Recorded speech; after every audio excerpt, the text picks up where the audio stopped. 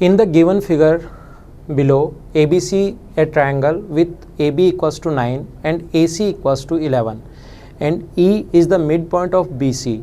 AD bisect angle BAC and ADB equals to 90 degree. Then find the length of DE. ये पहला question. और दूसरा question अपने पास लिखा हुआ है AD is perpendicular on angle bisector of ABC. A line DE from D is parallel to BC where it meets AC at E. If AC equals to 12 centimeter, then find the length of AE. Hello, good afternoon. आज की class में हम लोग पढ़ने जा रहे हैं congruency के कुछ इंपॉर्टेंट रूल, जिस पर बेस्ड दो क्वेश्चन। आपका ज़्यादा टाइम वेस्ट नहीं हो बाद में मेरे लिखने के कारण, इसलिए मैंने इनको पहले लिखा और आपके लिए मैंने इनको पढ़ दिया है। और जब मैं आप लोगों को इस क्वेश्चन समझाऊंगा तब मैं आपको हिंदी में भी इसको बता दूंगा। ड्यूल लैंग्वेज में हम लोग चलेंगे, हिंदी और इंग्लिश। पिछली क्लास में मैंने कॉन्ग्रुएंसी के बारे में आपको समझाया था काफ़ी डिटेल से। धीरे धीरे जिन स्टूडेंट्स का थोड़ा सा मैथ्स वीक है उसको भी साथ लेने की कोशिश की थी और आप लोगों को समझाया था।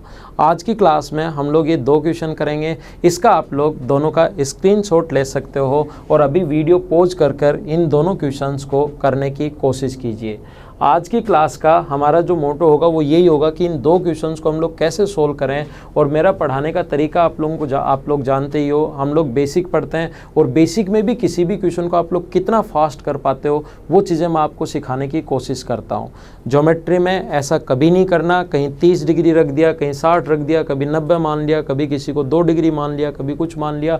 ऐसे 11 में से 2-3 क्वेश्चन तो हो जाएंगे 12 में से, लेकिन ज़्यादा से ज़्यादा क्वेश्चन कर पाओगे 6 या 7।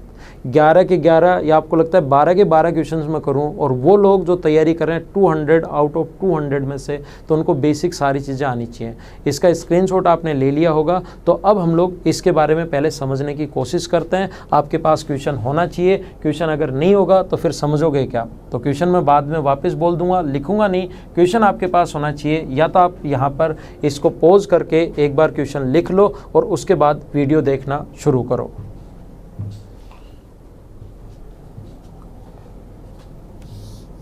इसको मैं समझाता हूँ अभी। उससे पहले मैं आप लोगों को बता रहा हूँ कॉन्ग्रुएंसी से रिलेटेड कुछ इम्पोर्टेंट रूल्स। कॉन्ग्रुएंसी से रिलेटेड कुछ इम्पोर्टेंट रूल मैं बताता हूँ, जिनसे रिलेटेड क्वेश्चंस एसएससी ने पूछे भी हैं, वो भी मैं समझाता हूँ और हम लोग इसको सीखने की कोशिश करते हैं।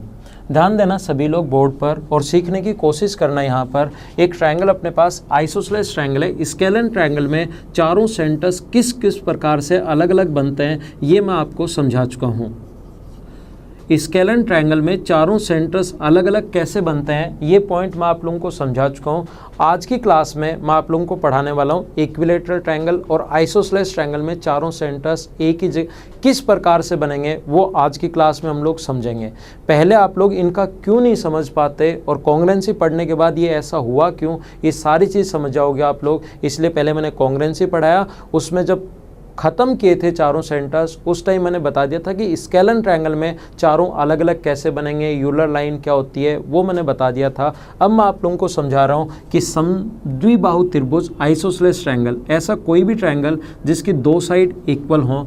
ध्यान रखना आप लोग, यहाँ से हम लोग अगर यहाँ पर मीडियन डाल दें, मीडियन हमेशा और हमेशा सामने वाले साइड के मिड पॉइंट पर जाकर मिलती है। यहाँ से अगर हम लोग मीडियन डाल दें तो ध्यान रखना ये इसके बराबर गिवन है क्योंकि आइसोसेलेस ट्रायंगल है। और मीडियन अगर डाल दी तो ये अपने पास इसके बराबर होगा और बीच वाली साइड कॉमन होने के कारण बराबर। कोशिश करना। अब इम्पोर्टेंट, अगर ये कॉन्ग्रुएंसी के साथ पहला अगर ये वीडियो आपको देखना है, देख रहे हो तो इससे जस्ट पहले वाला कॉन्ग्रुएंसी वाला वीडियो देखिए, उससे आपको ये पूरी चीज़ें अच्छे से क्लियर होंगी। ये साइड इसके बराबर गिवन है क्योंकि आइसोसेलेस ट्रायंगल है, ये साइड इसके बराबर क्योंकि हम लोगों ने मीडियन डाल दी, और ये बीच वाली अपने पास कॉमन, दोनों ट्रायंगल में कॉमन है। तो क्या एस एस एस से दोनों के दोनों त्रिभुज सर्वांग सम हो गए क्या?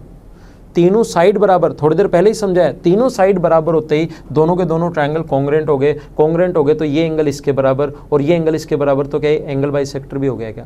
तो ध्यान रखना आइसोसेलेस ट्रायंगल में वही तो एंगल बाइसेक्टर होता है और वही मीडियन होती है। और मुझे बताओ क्या ये वाला जो एंगल है वो इसके बराबर होगा क्या? ट्रायंगल किसी भी तरीके से, मैंने समझाया था, किसी भी तरीके से अगर दो ट्रायंगल कॉन्ग्रुएंट प्रूव हो गए एस एस एस से या किसी भी तरीके से, तो बची हुई साइड बराबर, बचे हुए एंगल बराबर, बराबर, सब कुछ बराबर होता है, ये चीज़ आप लोग ध्यान रखना। एक स्ट्रेट लाइन पर बना एंगल बताओ कितने डिग्री होता है, कम से कम मैं आपको 300 बार बता चुका हूँ कि स्ट्रेट लाइन पर बना एंगल एक राइट एंगल अपने पास 180 डिग्री होता है और दोनों तरफ बराबर बराबर, तो कितने कितने डिग्री होगा, 90 डिग्री। तो मुझे बताओ कि यही लाइन एल्टीट्यूड है क्या? तो ध्यान रखना आप लोग, अगर अपने पास आइसोसेलेस ट्रायंगल है, मीडियन डाल दी तो प्रूव कर दिया वही एंगल बाइसेक्टर होगा और वही अपने पास एल्टीट्यूड होगा, ये चीज़ आप लोग ध्यान रखना। और तीसरा एंगल ये भी इसके बराबर, शुरुआत से पढ़ाते हुए मैं समझाते आ रहा हूँ कि एक अपने पास आइसोसेलेस ट्रायंगल के इसके सामने का एंगल ये और इसके सामने का एंगल ये दोनों बराबर होंगे। क्या आज आपके समझ में आया क्या कि ये दोनों बराबर क्यों होते हैं? देखो आप लोग एक काम कीजिए, यहाँ पर इस प्रकार से एक ट्रायंगल है ए बी और सी, एक ट्रायंगल अपने पास ए बी और सी एक ट्रायंगल है, ये अपने पास आइसोसेलेस ट्रायंगल है। यहाँ से आप लोग मीडियन नहीं डालकर आप लोग एल्टीट्यूड डाल दो, यहाँ से मीडियन नहीं खींचकर आप लोग एल्टीट्यूड खींच दीजिए, तो दोनों ट्रायंगल में एक तो अपने पास राइट एंगल हुआ, हाइपोटेनस दोनों की बराबर है और एक साइड कॉमन होने के कारण बराबर है, तो आरएचएस से दोनों के दोनों त्रिभुज सर्वांगसम हो गए। और दोनों त्रिभुज अगर सर्वांगसम हो गए किसी भी तरीके से, आर राइट एंगल दोनों में, एल्टीट्यूड डाला, एल्टीट्यूड हमेशा राइट एंगल हो गया। हाइपोटेनस दोनों की बराबर है क्योंकि गिवन है आइसोसेलेस ट्रायंगल, ये कॉमन होने के कारण बराबर। ये अगर 4 सेंटीमीटर है तो इधर वाले ट्रायंगल के लिए भी ये 4 होगी और इधर वाले ट्रायंगल के लिए भी 4 होगी, तो आरएचएस से कॉन्ग्रेंट हो गए तो बची हुई सब कुछ बराबर, दो साइड से तो पहले से बराबर, बची हुई तीसरी साइड भी इक्वल होगी और तीसरी साइड इक्वल होगी, तो क्या अपने पास ये मीडियन हो गई क्या? ये इसके बराबर होते हैं मीडियन, बचे हुए एंगल भी बराबर, ये इसके बराबर हुआ तो एंगल बाइसेक्टर भी हो गया और ये वाला एंगल इसके बराबर हुआ। तो मैंने ये तो समझाया ही है कि आइसोसेलेस ट्रायंगल की जो दो साइड इक्वल हैं, समद्विबाहु त्रिभुज की जो दो भुजाएं बराबर होती हैं, उनके सामने के कोण भी हमेशा बराबर होते हैं। ध्यान रखना आप लोग, यहाँ पर आप लोग पहले से एंगल बाइसेक्टर डाल दोगे, जैसे आप खुद समझना, पहले से ना तो मीडियन ना एल्टीट्यूड, एंगल बाइसेक्टर डाल दो, तो एंगल ये एंगल इसके बराबर एस ए एस दोनों के दोनों सर्वांगसम हो जाएंगे और सर्वांगसम होते ही, दोनों ट्रायंगल सर्वांगसम होते ही बचे हुए सब कुछ बराबर, फिर मीडियन और एल्टीट्यूड वो प्रूव हो जाएगा। मैं फिर समझा रहा हूँ, क्या समझाना चाहता हूँ मैं, ध्यान दीजिए आप लोग। मैं आपको ये समझाने की कोशिश कर रहा हूँ कि आइसोसेलेस ट्रायंगल में समद्विबाहु त्रिभुज में अगर कभी भी अपने पास आइसोसेलेस ट्रायंगल हो, समद्विबाहु त्रिभुज हो, कोशिश करना समझने की, समद्विबाहु त्रिभुज में आइसोसेलेस ट्रायंगल में वही तो मीडियन होता है और वही एल्टीट्यूड होता है और वही एंगल बाइसेक्टर होता है, सारी लाइन एक ही लाइन पर होती हैं, ये चीज़ आप लोग ध्यान रखना। आइसोसेलेस ट्रायंगल में वही मीडियन, वही एंगल बाइसेक्टर और वही एल्टीट्यूड होता है। और इसका उल्टा भी ठीक है, अगर किसी भी ट्रायंगल की यही तो एंगल बाइसेक्टर और यही एल्टीट्यूड है, अगर कोई भी दो पॉइंट है, ये एंगल बाइसेक्टर और यही एल्टीट्यूड है, इसका मतलब ये आइसोसेलेस ट्रायंगल होगा, ये उल्टा याद रखना। एसएससी जो क्वेश्चंस पूछता है, जैसा 10th की बुक में लिखा हुआ है उससे उल्टा क्वेश्चन पूछेगा। 10th की बुक या नोट्स वगैरह आप लोग देखोगे तो हमेशा क्वेश्चंस इस टाइप से आते हैं कि इस टाइप से लिखा हुआ है कि आइसोसेलेस ट्रायंगल में वही तो मीडियन होती है, वही एंगल बाइसेक्टर होता है और यही एल्टीट्यूड होता है। आप लोग इस चीज़ को ध्यान रखना, इंपॉर्टेंट ये है, अगर वही लाइन तो एंगल बाइसेक्टर है और वही एल्टीट्यूड है तो ये अपने पास आइसोसेलेस ट्रायंगल होगा, समद्विबाहु त्रिभुज होगा। उल्टा हमेशा ध्यान रखना, मैं फिर बता रहा हूँ, इंपॉर्टेंट है। एसएससी ने इस पर बेस्ड क्वेश्चन अभी तक कम पूछे हैं, सीडीएस में और जो अपना कैट का जो एग्जाम है इससे रिलेटेड बहुत अच्छे और बढ़िया क्वेश्चंस पूछे हैं, वो मैं आप लोगों को सिखाऊंगा। तो याद रखना, वही तो मीडियन, वही तो एंगल बाइसेक्टर, कोई भी तीन में से दो दे, वही तो एंगल बाइसेक्टर है और वही अगर अपने पास एल्टीट्यूड है तो फिर तीसरी लाइन मीडियन भी होगी और फिर ये आइसोसेलेस ट्रायंगल होगा, याद रखना। तो देखो मैंने क्या समझाया, ये आप लोग समझ लेना कि ये दो साइड जो बराबर हैं, इसके बीच से डालेगी मीडियन भी वही होगी, एंगल बाइसेक्टर भी वही होगा, एल्टीट्यूड भी वही होगा। यहाँ पर इसके साथ ही ये समझ लीजिए, अगर अपने पास आइसोसेलेस ट्रायंगल है, मैं आपको क्या समझाने की कोशिश कर रहा हूँ, इधर ध्यान दीजिए। अगर अपने पास आइसोसेलेस ट्रायंगल है, समद्विबाहु त्रिभुज है, ये दोनों भुजाएं बराबर हैं, ये ए बी और सी, मान लीजिए ये दोनों भुजाएं ए बी और सी बराबर हैं और यहाँ से हम लोगों ने एक एल्टीट्यूड डाला है, मीडियन डाल दी, मान लो मीडियन डाल दी, तो ये दोनों तो बराबर होंगे, ये और ये दोनों तो बराबर हैं। लेकिन मुझे बताइए क्या ये और ये बराबर हैं क्या? नहीं, तो बराबर नहीं है, तो मीडियन अलग होगी, एंगल बाइसेक्टर कोई लाइन अलग होगी और एल्टीट्यूड कोई लाइन अलग होगी। ऐसे इधर से खींचेगी, मीडियन अलग लाइन होगी, एंगल बाइसेक्टर अलग होगी, एल्टीट्यूड इधर होगी। मतलब मैं समझाना ये चाह रहा हूँ कि जो दो साइड्स इक्वल होती है ना, दो आइसोसेलेस ट्रायंगल की जो दो साइड इक्वल होती हैं उसके बीच से खींचेगी मीडियन, एंगल बाइसेक्टर और एल्टीट्यूड अपने पास एक ही लाइन होगी। ये बात ध्यान रखना, इधर से खींचेगी मीडियन अलग होगी, एल्टीट्यूड अलग होगा और एंगल बाइसेक्टर अलग होगा। ये वाला पॉइंट आप लोग ध्यान रखना। मतलब अब आप लोग मुझे बताइए, इधर से डाला गया मीडियन, ये वाली मीडियन है और इधर से डालेगी मीडियन ये है, तो क्या इसी पर अपने पास ग्रेविटी सेंटर होगा क्या? यही अपने पास एंगल बाइसेक्टर भी ये है, तो इधर से डाला गया एंगल बाइसेक्टर ये है, इधर से डाला गया एंगल बाइसेक्टर ये है, तो क्या इन सेंटर भी इधर ही होगा क्या?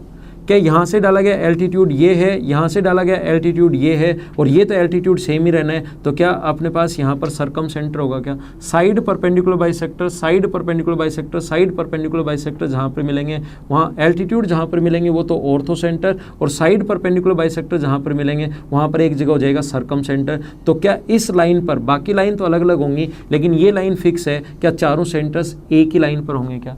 तो आने वाला क्वेश्चंस या पूछा हुआ क्वेश्चंस या इंपॉर्टेंट क्वेश्चन ये है कि आइसोसेलेस ट्रायंगल में चारों सेंटर्स कहाँ पर होंगे, ध्यान रखना कैसे होंगे। मतलब तो आइसोसेलेस ट्रायंगल में चारों सेंटर्स एक ही पॉइंट पर होते हैं, एक सीधी रेखा में होते हैं। ये बात आप लोग ध्यान रखना समद्विबाहु त्रिभुज के लिए।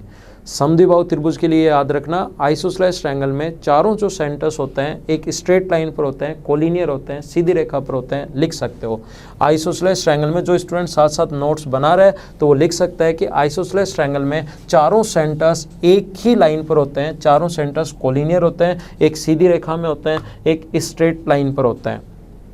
एक और पॉइंट यहाँ पर समझ लेना, अगर आप लोग मुझे ये बताइए कि अगर इक्विलैटरल ट्रायंगल है, अगर समबाहु त्रिभुज है, कोशिश करना समझने की, अगर अपने पास इक्विलैटरल ट्रायंगल है, समबाहु त्रिभुज अगर अपने पास है तो ध्यान रखना यहाँ से डालेगी ये, क्योंकि दोनों बराबर हैं, ये दोनों भी बराबर हैं और ये दोनों भी बराबर हैं, तो यहाँ से डालेगी मीडियन, एंगल बाइसेक्टर और एल्टीट्यूड एक ही लाइन होगी।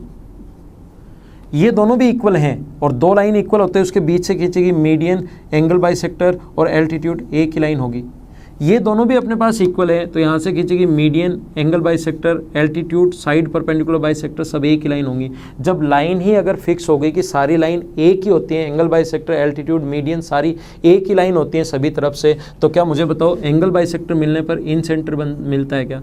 अगर अपने पास एल्टीट्यूड मिले तो ऑर्थो सेंटर, अगर साइड परपेंडिकुलर बाइसेक्टर सरकम सेंटर, और क्या यहाँ पर ग्रेविटी सेंटर, मीडियन मिले तो ग्रेविटी सेंटर। इसीलिए इक्विलैटरल ट्रायंगल में क्या चारों जो सेंटर्स होते हैं वो अपने पास एक ही पॉइंट पर होते हैं क्या? तो ये चीज़ सभी लोग ध्यान रखना, इक्विलैटरल ट्रायंगल में चारों सेंटर्स एक ही पॉइंट पर होते हैं, ये याद रखना। जबकि आइसोसेलेस ट्रायंगल में समद्विबाहु त्रिभुज जो होता है अपने पास, उसमें चारों जो सेंटर्स होते हैं वो कोलिनियर होते हैं, एक सीधी रेखा में होते हैं, एक स्ट्रेट लाइन में होते हैं। इतना सा आप लोग याद रखना। आइसोसेलेस ट्रायंगल जो है वो इम्पोर्टेंट है, काफ़ी ज़्यादा इंपॉर्टेंट है, उस पॉइंट को आप लोग ध्यान रखना। अगर किसी भी ट्रायंगल में, एक बार मैं आप लोगों के लिए रिपीट कर देता हूँ, अगर किसी भी ट्रायंगल में, किसी भी त्रिभुज में वही तो मीडियन है और वही एल्टीट्यूड है, तीनों में से मीडियन, एल्टीट्यूड और एंगल बाइसेक्टर तीनों में से कोई भी दो दे दे कि वही तो एंगल बाइसेक्टर है और वही एल्टीट्यूड है, तो तुरंत समझ जाना कि ये आइसोसेलेस ट्रायंगल है, समद्विबाहु त्रिभुज है। इंपॉर्टेंट पॉइंट, अच्छे क्वेश्चंस इस पर बेस्ड बनते हैं। एक चीज़ आप लोग समझ लो, यहाँ पर कभी भी अगर इस प्रकार से है, ये पॉइंट आप लोग समझ लेना, एक ट्रायंगल है ए, बी और सी, एक ट्रायंगल अपने पास ए, बी, सी है। मान लीजिए ये ट्रायंगल ए, बी, सी अपने पास आइसोसेलेस ट्रायंगल है, नहीं कोई भी ट्रायंगल है ए, बी, सी। एक क्वेश्चन मैं आप लोगों को समझाता हूँ आसान सा, जो पूछ भी सकता है एसएससी। ये आइसोसेलेस ट्रायंगल है, अगर इसके एल्टीट्यूड की लेंथ बी डी और इसके एल्टीट्यूड की लेंथ सी एफ या सी कुछ भी दे देगा, बी डी और सी एफ अगर बराबर हैं, ये गिवन है, B D equals to C F, altitude की लेंथ अगर इक्वल है, तो ट्रायंगल ए बी सी कौन सा ट्रायंगल होगा? स्केलन होगा। ऑप्शन ऐसे दे देगा, स्केलन होगा, आइसोसेलेस होगा, इक्विलैटरल होगा। तो चलो सोल्व करते हैं और बताने की कोशिश करता हूँ मैं आपको। जब अगर दो एल्टीट्यूड की लेंथ सेम आ जाए, तो मैं बात कर रहा हूँ ट्रायंगल ए डी बी की और बात कर रहा हूँ ए एफ सी की। हम लोग सबसे पहले मैं आपको बता रहा हूँ ए डी बी के बारे में, क्योंकि कॉन्ग्रुएंसी में आप लोगों को पढ़ा रहा हूँ, सर्वांग समता थोड़े जस्ट पहले वाले लेक्चर में ही आप लोगों को पढ़ाया है, कल की क्लास में मैंने बताया। तो आज कॉन्ग्रुएंसी पर बेस्ड कुछ इंपॉर्टेंट पॉइंट्स मैं आप लोगों को बता रहा हूँ। तो ए डी बी और दूसरा है ए एफ सी। मुझे बताइए दोनों ट्रायंगल में ए डी बी में ये वाला जो एंगल डी है क्या वो 90 डिग्री है क्या, और इसमें एंगल एफ जो है क्या वो 90 डिग्री है क्या। 90 डिग्री क्यों है, क्योंकि एल्टीट्यूड बनाता ही 90 डिग्री का कोण है, तो यहाँ पर एल्टीट्यूड हो गया 90 डिग्री का कोण। इस ट्रायंगल ए डी बी में ध्यान देना, ए डी बी में इसमें एंगल ए और इसमें एंगल ए क्या कॉमन होने के कारण बराबर है क्या। ये एंगल अगर 40 डिग्री है तो इस ट्रायंगल ए डी बी के लिए भी 40 होगा और ए एफ सी के लिए भी 40 होगा। ए डी बी के लिए भी 40 और ए एफ सी के लिए भी 40 होगा, तो एक एंगल बराबर है और एक साइड इसकी बी डी जो साइड है वो बराबर है एफ सी के। क्यों बराबर है, क्योंकि गिवन है बी डी बराबर है सी एफ के, गिवन है। तो मुझे बताइए दो तो एंगल इक्वल हो गए दोनों में और एक साइड बराबर हो गई, तो क्या ए एस से दोनों के दोनों त्रिभुज सर्वांगसम हो गए और सर्वांगसम होने के कारण ए डी बराबर होगा किसके, ए एफ के, और अपने पास ए डी ए एफ के बराबर होगा और तीसरी साइड ए बी बाहर वाली ए बी बराबर होगा किसके, ए सी के। जब भी इस प्रकार से लिखो ए बी जो है वो बराबर होगा ए सी के। और मुझे बताओ ए बी और ए सी अगर बराबर हैं तो ये कौन सा त्रिभुज हुआ, क्या ये अपने पास समद्विबाहु त्रिभुज, क्या आइसोसेलेस ट्रायंगल हो गया है क्या। तो यही मैं आप लोगों को समझाना चाह रहा था, यही मैं आपको बताना चाह रहा हूँ, आपको याद होना चाहिए। हुआ कैसे तो मैंने समझाया, यदि किसी भी एक ट्रायंगल के दोनों एल्टीट्यूड की लेंथ अगर सेम है तो वो एक आइसोसेलेस ट्रायंगल होगा, और तीनों एल्टीट्यूड्स की अगर लेंथ सेम है, किसी भी ट्रायंगल के तीनों एल्टीट्यूड्स की लेंथ अगर सेम है तो ध्यान रखना वो अपने पास इक्विलेटरल ट्रायंगल होगा, समबाहु त्रिभुज होगा। ये बात आप लोग ध्यान रखना। फिर मैं बोल देता हूँ, दो अगर एल्टीट्यूड की लेंथ सेम है तो भी समबाहु त्रिभुज। देखो आ गया अपने पास ए बी बराबर आ गया, ए बी बराबर आ गया ए सी के, और ए बी अगर ए सी के बराबर है, ये वाली साइड और ये वाली साइड अगर बराबर है तो अपने पास आइसोसेलेस ट्रायंगल होगा, समद्विबाहु त्रिभुज होगा। एल्टीट्यूड की लेंथ अगर इक्वल है, इसका मतलब ध्यान रखना अपने पास दो की लेंथ इक्वल है तो आइसोसेलेस होगा, और तीनों की लेंथ अगर इक्वल है तो इक्विलेटरल होगा। याद रखना आप लोग। देखो ये भी साथ ही ध्यान रखना, यदि दो ट्रायंगल की एक ट्रायंगल की अगर दो मीडियन की लेंथ समान है, माध्यिकाओं की लंबाई अगर बराबर है, तो भी वो दोनों के दोनों जो ट्रायंगल होंगे वो दोनों जो ट्रायंगल होगा वो आइसोसेलेस होगा। दो अगर बराबर है तो तीनों बराबर होते ही इक्विलेटरल। फिर समझाता हूँ क्यों। आप घर पर करने की कोशिश करो। एक ट्रायंगल जो है अपने पास ए बी और सी, इसकी अगर मीडियन बी ई और इसकी मीडियन है अब की बार बी ई और इसकी मीडियन सी एफ, अगर बी ई बराबर दिया हुआ है सी एफ के, तो ये कौन सा त्रिभुज होगा, याद रखना समद्विबाहु त्रिभुज होगा, आइसोसेलेस ट्रायंगल होगा। बस याद ये रखना है क्यों। बी ई बराबर है सी एफ के, तो ये समद्विबाहु त्रिभुज होगा, आइसोसेलेस ट्रायंगल होगा। क्यों, क्योंकि मिड पॉइंट को मिलाने वाली लाइन, ये दोनों लेंथ अगर बराबर है तो मिड पॉइंट को मिलाने वाली लाइन तीसरी से आधी और उसके पैरेलल होगी। तो अपने पास ये हमें पता है कि ये दोनों ग्रेविटी सेंटर पर मिलती हैं, और ये रेशियो अपने पास अगर x है तो ये अपने पास इधर वाला होगा 2x, ये अपने पास x है तो ये इधर वाला होगा 2x। क्यों, क्योंकि अपने पास लेंथ बराबर है। 1:2 टोटल अपने पास पता है 1:2, टोटल पता है 1:2, टोटल की लेंथ मान लो 18 है, दोनों की पहले की भी 18 है और दूसरे की भी 18, तो इधर 6 होगा इधर 12, इधर 6 होगा इधर 12।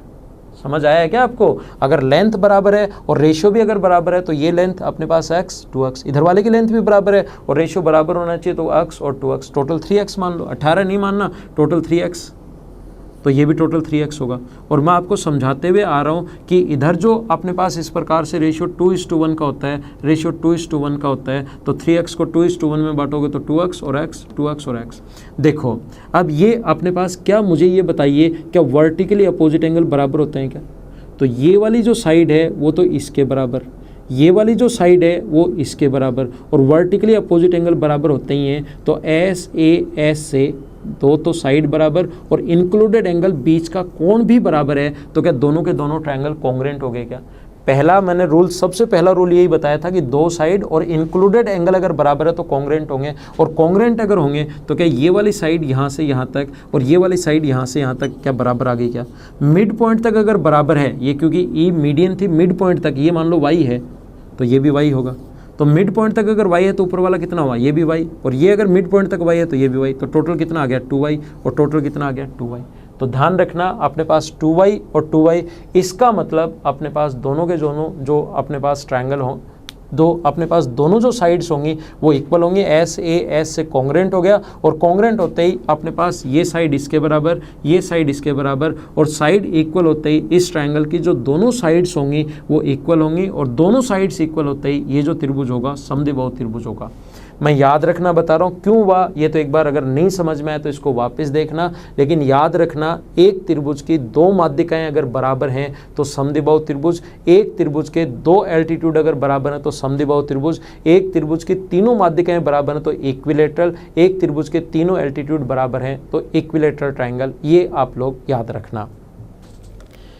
इसके साथ यहाँ पर एक छोटा सा पॉइंट आप लोग और समझ लेना, क्योंकि कॉन्ग्रेंसी में आप लोगों को पढ़ा रहा हूँ, कॉन्ग्रेंसी पर बेस्ड रूल आपको बता रहा हूँ, और त्रिभुज की तीनों माध्यिकाओं का सम उसके पेरीमीटर से छोटा होता है। ये कॉन्ग्रेंसी बताकर मैंने पहले ही सोल्व कर दिया है, जब मीडियन आप लोगों को पढ़ाया था तब आप लोगों को बताया था।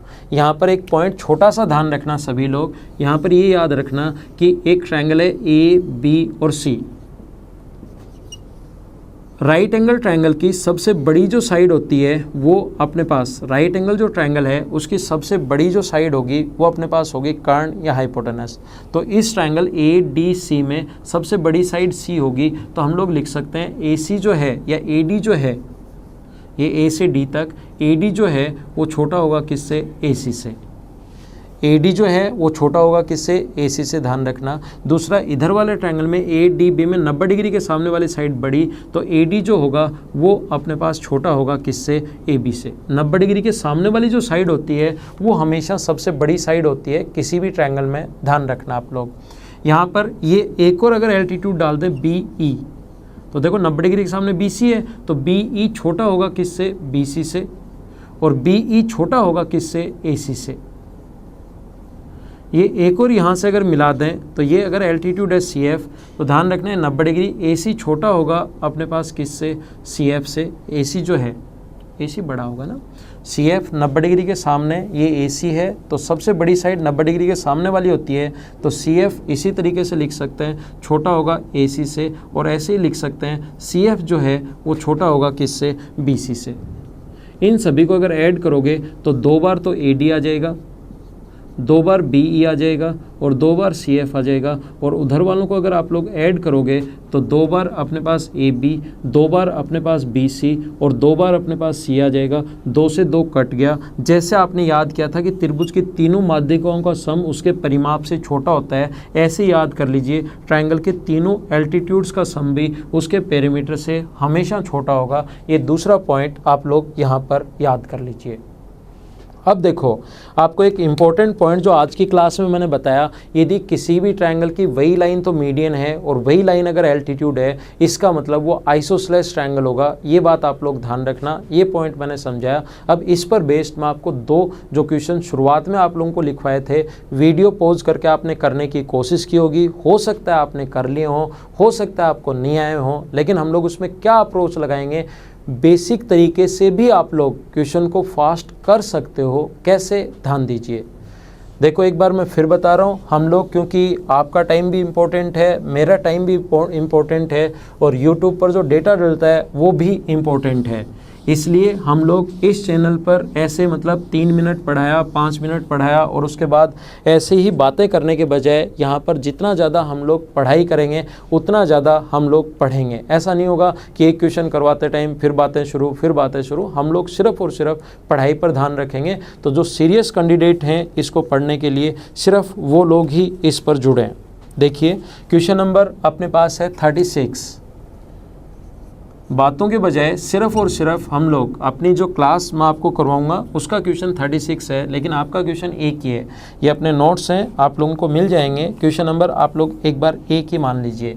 एक ट्रायंगल अपने पास ए बी सी आपने लिख लिया होगा उस टाइम, वीडियो को पॉज करके आप लोग अपनी नोटबुक में खुद देखिए। एक ट्रायंगल ए बी सी जिसमें ए बी बराबर 9 है और ए सी इक्वल्स टू दिया हुआ है 11, और बिंदु ई बी सी का मिड पॉइंट है, बी सी का एक मिड पॉइंट है ई।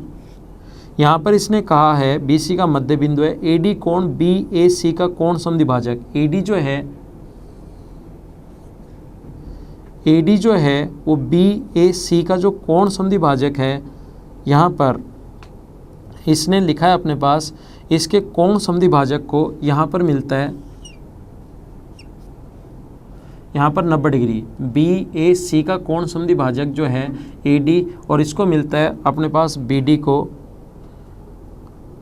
BAC को कोण द्विभाजक AD, ADB बराबर 90 डिग्री है, तो D की लंबाई बताइए। देखो ध्यान दो, एकदम आसान क्वेश्चन, एकदम आसान, आपने किया होगा, आपको थोड़ी बहुत प्रॉब्लम आई होगी, लेकिन ये क्वेश्चन इतना आसान है, मैंने कहा कि अगर आपका बेसिक पता होगा तो एडवांस मैथ्स में आपको ट्रिक्स ज़्यादा करने की ज़रूरत है ही नहीं। एडवांस मैथ्स में बेसिक तरीके से ही क्वेश्चन फास्ट कर पाओगे। देखो यही लाइन तो अपने पास, ध्यान देना, यही लाइन तो एंगल बाइसेक्टर है, और ये लाइन यहाँ पर एल्टीट्यूड भी है, 90 डिग्री का कोण भी है। तो आप लोग एक काम करो, इधर मिला दीजिए, तो ये 90, तो ये 90, तो ये लाइन एल्टीट्यूड भी है और ये लाइन एंगल बाइसेक्टर भी अगर है, तो मुझे ये बताइए क्या ये आइसोसेलेस ट्रायंगल हो गया क्या? ABP मान लो इसको। मैं शुरुआत से आज की क्लास में यही समझाते हुए आ रहा हूँ कि वही लाइन तो अगर एंगल बाइसेक्टर है और वही लाइन अगर एल्टीट्यूड है तो ये एक आइसोसेलेस ट्रायंगल होगा। ये दोनों इक्वल हो गए, और ये दोनों अगर इक्वल हो गए तो ये 9 है, तो ये भी कितना होगा? और ये 11 था कंप्लीट, ऊपर वाला यहाँ से यहाँ तक अगर 9 है तो नीचे वाला कितना बचा? 2।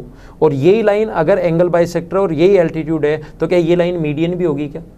तो D इसका मिड पॉइंट और ये इसका मिड पॉइंट, और मिड पॉइंट को मिलाने वाली लाइन तीसरी लाइन से आधी और उसके पैरेलल होती है, तो इसकी लेंथ आ गई 1। ये अपना आंसर।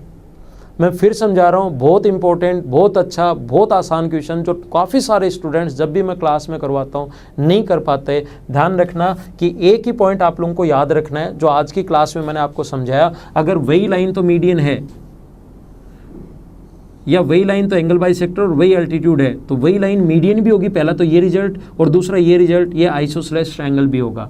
तो ये लाइन एंगल बाइसेक्टर भी था और यहाँ एल्टीट्यूड भी था, हमने इसको आगे बढ़ाया तो ये लाइन मीडियन भी होगी और ये समद्विबाहु त्रिभुज भी होगा। ये 9, तो ये 9, टोटल 11 था, ये 11 था, ऊपर 9, तो ये बचा 2। 11 गिवन था हमें, तो ऊपर 9 तो नीचे 2, तो ये मीडियन, ये भी मिड पॉइंट, ये भी मिड पॉइंट। मिड पॉइंट को मिलाने वाली लाइन तीसरी से आधी और उसके पैरेलल होती है। फिर समझाने की कोशिश करता हूँ। दूसरा, तो मैं आप लोगों को अब नेक्स्ट क्वेश्चन जो था अपना 2 नंबर क्वेश्चन, वीडियो पॉज करके वो आप लोगों ने लिख लिया होगा उस टाइम, और मैंने जहाँ से लिखवाया था ये पूरे नोट्स आप लोगों को मिलेंगे हिंदी और इंग्लिश में। ये मैं आपको बता चुका हूँ, कैसे कहाँ से मिलेंगे वो चीज़ मैं आप लोगों के लिए एक्सप्लेन कर दूंगा जब मैं पढ़ाने की शुरुआत करूँगा। अभी सिर्फ और सिर्फ हम लोग थ्योरी देख रहे हैं, तो पहले आप लोग थ्योरी पर ध्यान दीजिए, और नेक्स्ट क्वेश्चन जो था उसको आपने यहाँ से मिटाकर करने की कोशिश, वहाँ से जैसे ही क्वेश्चन आपको दिया था करने की कोशिश की होगी। मैं समझाता हूँ। ट्रायंगल ABC में AD आंतरिक द्विभाजक पर लंब है। AD जो है वो ABC के जो लिखा हुआ है, AD जो है वो ट्रायंगल BAC के आंतरिक द्विभाजक का लंब है। पहला एक क्वेश्चन मैं समझा चुका हूँ, दूसरा क्वेश्चन टाइप का तो उसी का है लेकिन थोड़ा सा चेंज है, तो आप लोग समझने की कोशिश करना। AC की लेंथ हमें 12 दी हुई है और इसने कहा है इसके पैरेलल एक लाइन खींची जाए जो यहाँ पर E पर मिलती है। इसके पैरेलल एक लाइन खींची जाए जो यहाँ पर E पर अगर मिलती है, DE BC के पैरेलल। तो देखो कभी भी ध्यान रखना, मैं आपको आज की क्लास में शुरुआत से यही सिखाते हुए आ रहा हूँ कि वही लाइन तो मीडियन हो और वही लाइन अगर एल्टीट्यूड हो, इसका मतलब या तीनों में से कोई एक दो दे कि वही एंगल बाइसेक्टर और वही एल्टीट्यूड, तो मीडियन भी यही होगी पहली बात तो, और ये आइसोसेलेस ट्रायंगल भी होगा। तो कोशिश करना सीखने की, यहाँ पर अपने पास ये इसको आगे बढ़ाइए, तो यही लाइन तो एंगल बाइसेक्टर है और यही एल्टीट्यूड है, तो क्या मीडियन भी होगी क्या? और मीडियन अगर होगी तो मिड पॉइंट से अगर पैरेलल लाइन खींचें तो सामने वाले साइड के भी मिड पॉइंट पर जाकर मिलती है, तो AE की लेंथ जो आ गई वो 6 आ गई। अगला जो नेक्स्ट चैप्टर होगा हमारा सिमिलरिटी, उसमें मैं आप लोगों को समझाऊंगा कि अगर पैरेलल लाइन खींच दी जाए तो वो तीसरी लाइन से आधी और उसके पैरेलल होती है, पहली बात। दूसरा मैं समझाऊंगा कि मिड पॉइंट से अगर इसके पैरेलल लाइन खींची जाए, मिड पॉइंट को मिलाने वाली लाइन तीसरी से आधी और पैरेलल, अगर कभी भी मिड पॉइंट से पैरेलल लाइन खींचें तो वो सामने वाले के भी मिड पॉइंट पर जाकर मिलती है। ये सारे पॉइंट्स मैं आप लोगों को पढ़ाऊंगा सिमिलरिटी में, समरूपता में, जो अपना नेक्स्ट लेसन होगा। तो आज की क्लास में सिर्फ इतना ही। मुझे लग रहा है कि आप लोग ये चीज़ें समझ गए होंगे। बाकी चीज़ें हम लोग अपनी अगली क्लास में नेक्स्ट लेसन में पढ़ेंगे। तब तक के लिए bye bye, take care, see you in the next lesson. Thank you.